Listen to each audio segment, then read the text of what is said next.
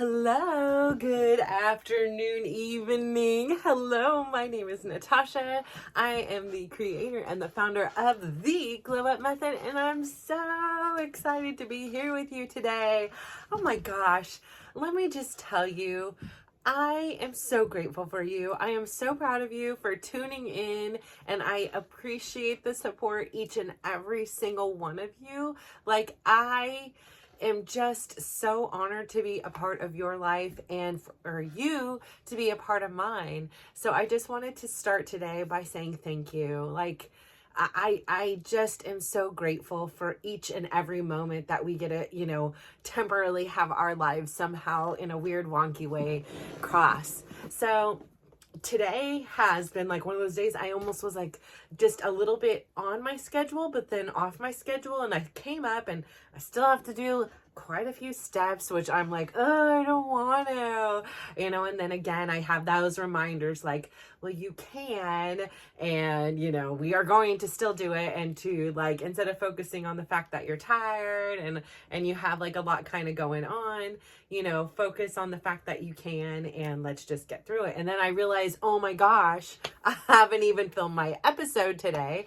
And then I have this thought for a second, should I even do it? Should I, should I just forget the steps today? Should I just forget the episode? I'm tired. Just lay in bed and watch the end of, yes, you caught me. I am watching the DCC Dallas Cowgirl show. I watched it so many years ago. I think it was I don't know, maybe, gosh, I don't know what years it was, but whatever years it was on AMC or whatever channel it was, because if there's somebody in my family or someone in my friends or someone sometimes, quite frankly, can be a stranger, is into something, I become invested. And my sister was really into becoming a 49er Gold Rush cheerleader. And so I just really wanted to study everything as much as I could so that I could help give her advice.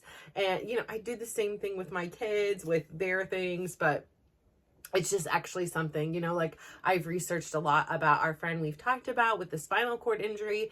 I don't know, it just gives me this sense of peace and understanding. So here I am, because I was already invested in, the Dallas Cowgirls cheerleaders, and I had already watched it before. Here I am. I saw it on Netflix and I was like, I'll give it a go. So, I could have been laying around and just laying in bed and watching the DCC girls, just killing it out there. And, anyways, but I am here. And so, my day started off beautifully. It was a lovely, my mindful morning was fabulous. My meditation was beautiful. I took my walk, and let me tell you, I was so grateful for cooler air.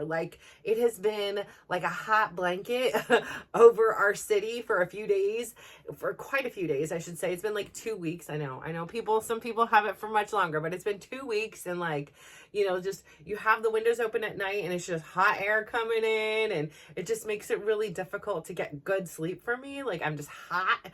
And so I'm moving and kind of restless, and I'll fall asleep, but then I'll wake up again. And so, just this morning, leaving and taking the walk and just feeling cool on my skin was lovely. So I took a different path, but during my walk, I was really preoccupied, because I had asked my son's girlfriend, who had been here for a few days, when she was leaving, and she said she was planning on leaving at about 9. And so I was on my walk, and I was really mindful of the time. I wanted to make sure I was back, but then there was a piece of me that almost didn't want to be back, because I want to say goodbye, but I didn't want to say goodbye.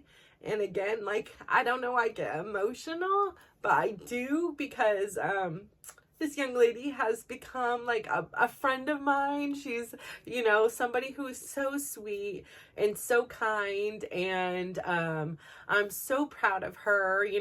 When she was in her senior year, Brad had already graduated. So she was here a lot.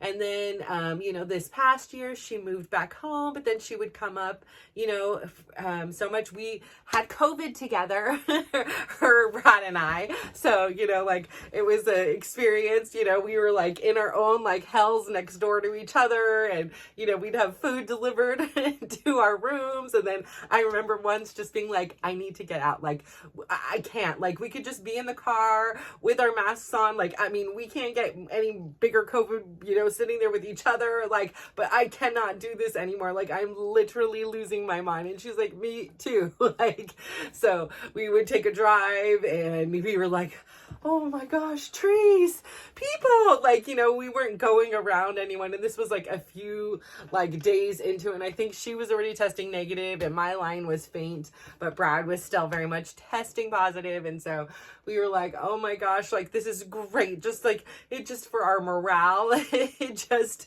exponentially made us feel so much better. So we've, you know, already shared a lot of things. And then she moved back home, and then she's, you know, would come up, you know, a few times. Brad would go there too. Obviously, I'm not there for that part, but, you know, she's someone I even text, and she texts me, you know, just even without Brad, right? Like, we have developed a relationship. And so, you know, I wanted to say goodbye to her today in particular, but I also didn't, because, you know, goodbyes are sad. Like, goodbyes just seem so final and hard. And, you know, I don't know why. But I'm so happy for her. So she has taken a job on the other side of the country, like in New York, like something like, when I was a young girl, I always dreamed of like, when I'm in my 20s, I just want to go, or even I thought I was like 18. I just want to go and live in New York and, you know, have this whole life. And it was like something I had always talked about and wanted to do. And now she's doing it. So I'm so happy and excited and proud of her on one side, but also like just knowing like, for a year, she's not going to be here. Even though she has plans like of coming here for Bradley's birthday, which is at the end of December. But it's just a change. And I know change like is so good, and this is like a great opportunity. She's got family there. Like, ironically, she picked an apartment. She swears she had no idea about it, but that is like literally 80 feet from like a cousin of hers, and like she has a grandparent there, and I think she has other like cousins and things like that, extended family, and she's got a ton of friends. So she is not alone by any means, but she won't be here, you know, as frequently. And yeah, it's something for me that like, it just makes me a little bit sad, because I've developed such a good relationship with her. Like, we really get along, and I really adore her, and I feel so grateful for it. Like, on the flip side, my daughter is my daughter. I love her to pieces. She is my daughter diva. She is my diva daughter. And I don't know, you know, sometimes it's, we just have our challenges, but I know at the end of the day, I adore her and she adores me. I hope. You know, on the flip side, I know she is having a very challenging time with her boyfriend's mother-in-law, and I feel so sad because, you know, I have this lovely relationship with my son's girlfriend, and I'm so grateful for her. Like, I'm so grateful that she is accepting of my son exactly as he is, and that, you know, she's so kind to our family, and she's so kind to me, and we can talk Taylor Swift, and, you know, she's a political science major, so if I have any politics question, I'm like, so give me the tea. Like, she loves pop culture, so I'm like, give me the tea, you know, like, so she'll, you know, talk to me. We can, you know, we have developed our own relationship. So again, like, I'm happy. I'm so happy for her. So it's also happy tears, but also it's a change, which is like, you know, that's what this is all about, right? Like, I am preaching about change. I want change for myself, you know, but like, I also understand that like, it has an impact on so many other people. And so it's a great opportunity for her. And I've already been like checking, like, what are the best months to go visit New York? Because I'm like, hey, what better chance to go and now have like a local tour guide to be like, let's go to the Met with, and, you know, like, let's go, you know, do these things. Because a lot of my family, they don't like going to the museums and stuff like that. You know, like the boys are, I'm sure they'll go, but it's not like something they really like are like, yay, let's do this. So, definitely is something that like I'm considering, and I'm like, hey, it doesn't look like it's too expensive or anything like that. So I'm definitely considering. I'm not gonna stay with her because she's in a New York apartment, which is very small. So I'm not gonna be like, hey, and you know, I'm staying with you, but perhaps I'll stay in a hotel and she'll come and stay with me. I don't know, however that works. But yeah, so my heart is happy, but my heart is really sad. And, you know, again, I'm learning that it's okay to be two things at once, and maybe even more. Like, I'm proud, I'm excited for her. Like, I can't wait to hear. And on the same turn, look how fast time flies. Like, I think back, my son's injury was a year ago, and it just like counting the 365 days to when a year would be. And like, it just seemed so long and so painful that like it would just go like in, and I was so obsessed on the longness of it, and all the trials and all the PT and the doctor's appointments and the surgeries and the pain and the personal sacrifices, all these things, that I didn't see all the beautiful things that were just going to happen. I couldn't see them because I was blinded by all this. And then suddenly these beautiful things happen. Again, my biggest takeaway, the thing I think about most now when I think about my son's ACL injury, is just how much extra time I got with my son his senior year, like our nightly walks. And so this morning when I took my walk on a different path, it really reminded me of the walks that we used to take. And then again, I got into a place where it was like about efficiency and tired and me trying to get my steps, and it got freaking cold, and I would be like coming home from the gym and not want to be like out wet, and I didn't want to have to change. I just wanted to shower. And so I would have my steps done and planned out so that like I would do that. But then in the same turn, I missed out on these walks with him again. So I was like, you know, I'm going to talk to him and say, like, even if it's like 2 days a week, like, let's pick a day. And if I know, then I'll make sure I save, you know, some steps for you so that we can go out and do this again, especially when it's these beautiful evenings, to really take advantage of that again. So I really would like to do that with him again. And I would really like to like maybe do a couple days a week with him, and then maybe a couple days with my younger son, because it really was something so important. And the gift of my morning walk and taking a different path, because I didn't have to go on the shady way. I was like, I can deal with a little bit of sun. It's not that hot, was I was able to do this. And then literally on my way, I these aren't them, but this was from my friend Lily from Italy, but these are like little lemon soaps, but there was a box full of lemons, and I just took it as a sign. And I know like they said free, like, so I just took 2 of the little lemons, and it just was like a reminder to me about turning lemons into lemonade. Like, so many situations, you know, like are challenging and, you know, transitional. So, you know, again, I talked to you about a recent injury from our friend, and I just love to give a good update. Like, I love good news. Like, any news is good news. And, you know, something again that we would take so for granted, like, I read today that he's able for his second time to sit in a wheelchair, and he was able to do a crossword puzzle with his mom. Again, I feel this connection because my youngest one and I used to sit there all the time doing crossword puzzles and this game Connections. And again, it was like one of these things that we would do every night together, and it slowly has kind of drifted away.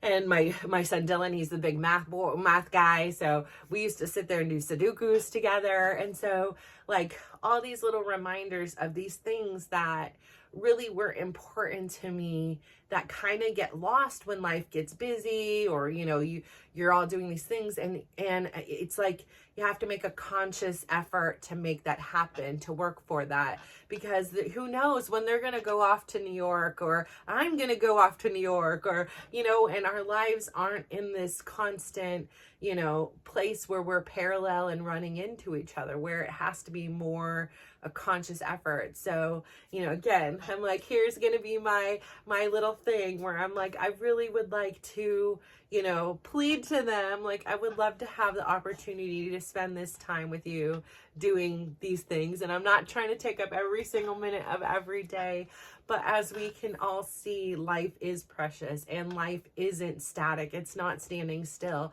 Things are evolving and changing, and so are we. And so while we can, let's treasure this. And I just have to say, like, I am so like, hello, it works.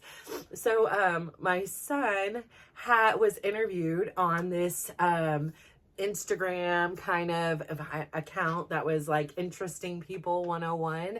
And my youngest son was interviewed on there, and he was talking about his knee injury. But I was like, oh my gosh, like literally he's saying some things that like I talked to him that I thought was going boop, boop, in and out. And I'm like, I'm just hoping it's leaving a seed somewhere.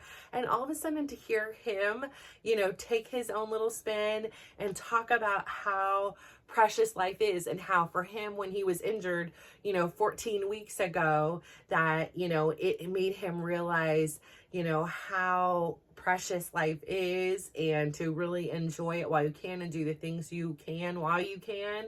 And so it was just really cool to see, like, I don't just yap for nothing. Like, even if it's him as the only person on this earth that like heard it and has like applied it, and now even better is like sending it back in the universe with his own little spin and his own little story. Like, love, like, so happy. Like, that's just like, okay, like, it's just, it's so heartwarming to see, because it's a great skill for him, and realization. And so yeah, again, I'm just gonna say, it's been a day.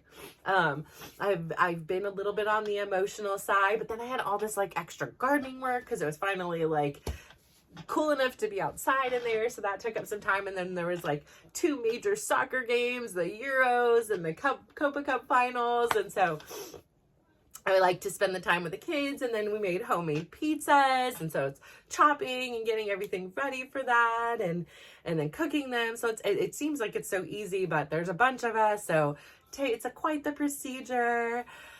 So, and then one of my sons, he's a content creator now. And so I went on and, big old supporter of him. And I just went to grab my water, and it's just way too far to grab. So we're just going to pretend I'm drinking water now. But getting to watch him and support him and hit some likes and ask some questions and things like that in there, it's just another way that I can show up and say, I love you. I support you. Like, I see you, keep doing it. Like, it doesn't happen overnight, but you're doing it, and he does it consistently. And I'm so proud of that. And, like, life is good. My daughter is finishing up. She is taking 5 classes in the summer at UC Berkeley. Kudos to you. Girl is having like 30 plus assignments a week, and I'm like, whew, child, like, I can see why you're a little bit on the testy side. Like, that is a lot of work. We're averaging 6 assignments per class, and their essays, their team project, like, there is a lot. So again, and she's having a lot of other things going on in her life. So I say, like, kudos to her. And I think, with Dylan, with this next year, we talked very briefly today, but I think he's coming closer to where his decision is on exactly how he wants to see his path forward. And I love that for him. He works really well with clarity and focus. And so I think we all do. And I think in an ideal world, he would do both simultaneously. But I think that he is now seeing that it is possible to do 2 things and focus all your effort there. But a mind divided is often, you'll be good at them, but you may not always be great, because there's only so much time in a day. And I struggle with this too. Like, if I had all day and no kids and no spouse and no, and nothing, no bills, I could sit here and do this all day, publish content. But you have other things. You have people coming and going and getting injured, and friends, and taking, them to this appointment and that appointment and that thing, and trying to fit it all into this life, right, that I'm creating, that I love, and I'm proud of, is a unique thing. And then I had my dad call me yesterday, And at first I didn't answer because I was taking Dylan someplace. And before my dad used to call, and because he called so infrequently, it was like whatever and I was doing, I would stop. And it was like, oh my gosh, my dad calls. My dad wants to give me attention. Let me answer the phone. Hi, Dad, And this time I was like, no. I'm honestly, I'm almost to the destination of where I'm taking my son. I don't, I immediately, if my dad calls, I immediately feel stressed. Like, what's wrong? What happened? Da, da, da, because most of our conversations is about something bad. Not for me, but from, like something that's going terribly wrong in his life. And so, I get this anxiety. And so I was like, I had the, again, the tools are working. The mindfulness is working. It may not always work on the first go, and it may not always work. But I was like, hey, I'm driving. I'm with my son and having a conversation. I'm going to be present for this. I'm noticing I'm already feeling anxiety, and I haven't even picked up the phone. So I let it go to voicemail. I dropped him off, but I did still feel an edge. Like, what's going on? Is everything okay? Da, da, da, da, da, da. So eventually I did call him back. He didn't answer. And I was like, okay, I feel like I dodged that bullet. Then he did call me back. And we chatted, and for the most part, it was good. It went well. He said he bought a new house. He was downsizing. He lives in a huge 4,000 square foot house. It's just him and his new wife.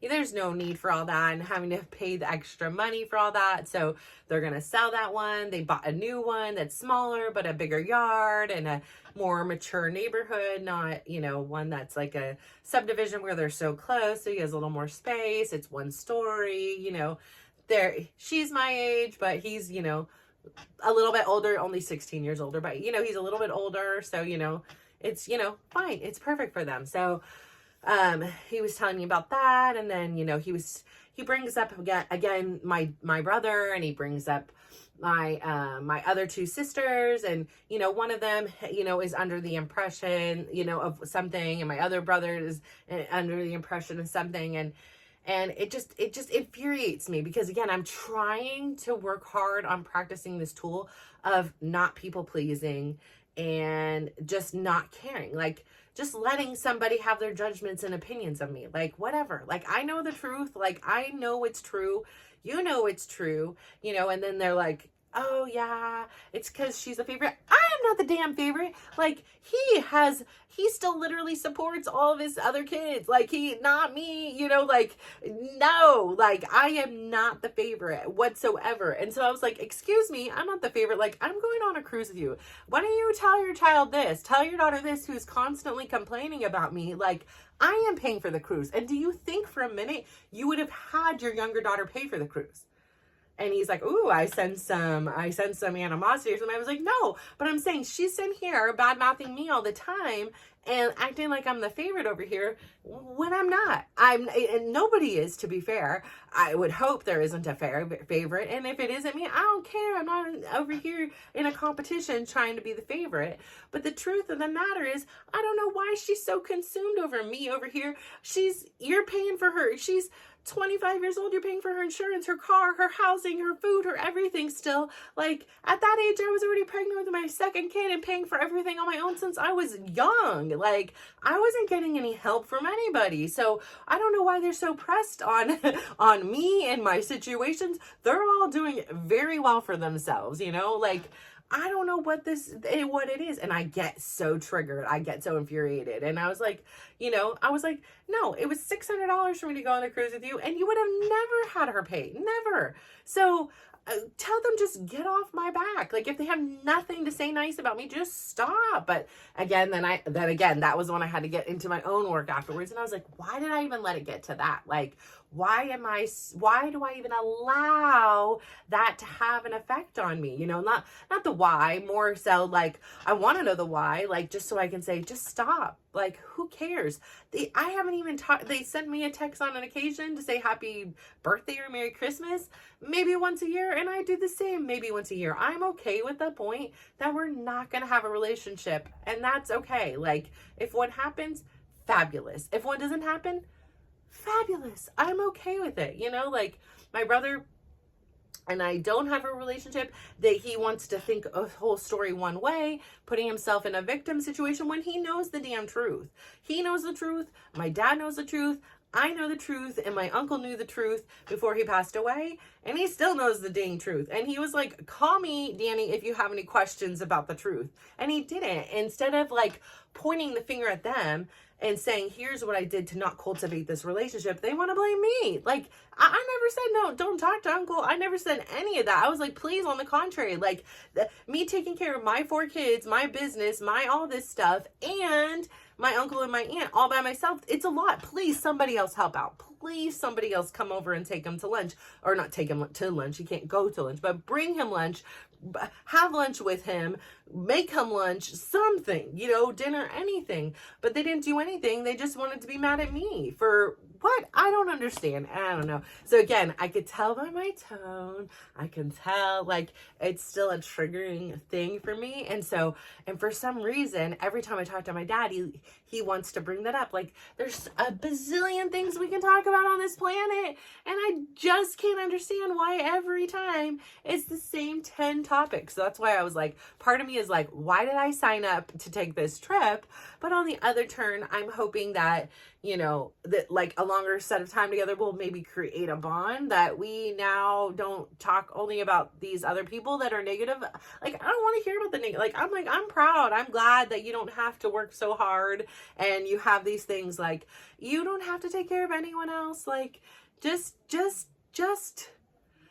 enjoy your life. Use that extra disposable income to travel or do whatever you want. Like, instead of being stressing and cutting your life short, like, it's better you're in a smaller house. It's not even like the two of you are, able to even go all around the 4,000 square foot house every day. Like you're not sleeping in every 6 bedroom, like,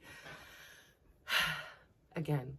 So anyways, I say all that to say, like, that is the next big thing for me to work on, is to really separate myself and be firm within my mindfulness, within my gratitude, within my reflections, within my, Post-it notes, within my everything around, to really remember who I am and to stop trying to defend and excuse myself to everyone else. They're going to have that opinion of me no matter what.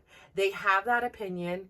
They've formed it, and if they want to change it, that's on them. I cannot change their opinion. I will not change their opinion.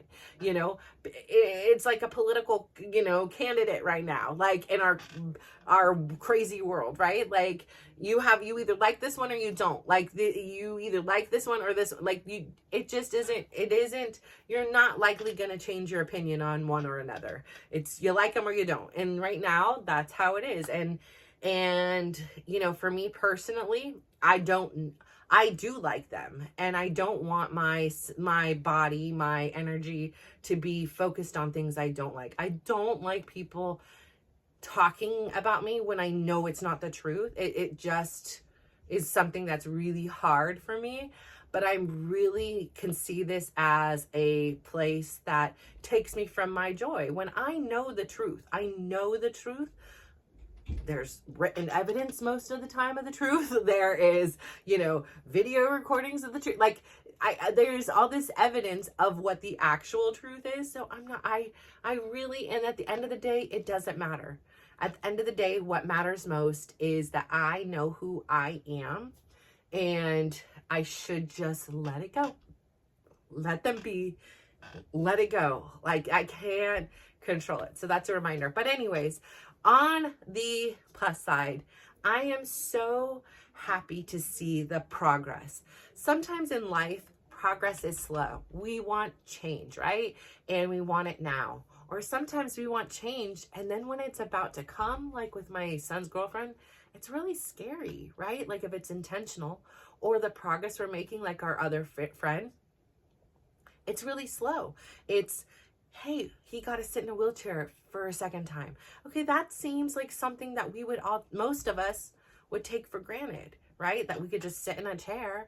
But here's something that is so small and it's going so slow, but yet it is so remarkable. It is so incredible. So to really have this slowing down of life, to appreciate that, and this other opportunity over here where you're seeing another form of change and they're both exhibiting resilience. One is a, self-imposed change. One is a change due to unfortunate circumstances, but they're both leading in the same direction, right? They're both leading to transformation. They're both creating resilience. They're both designing a new life and adapting to new situations. And so that can mean a lot of things for us too. And so it doesn't take a major accident. It doesn't take a moving across the country. It could be something small within your own life. And it's scary and we want to cry and there's times that we're really excited about it, and it's times when it seems like it's moving so slow. But trust the process. Keep going.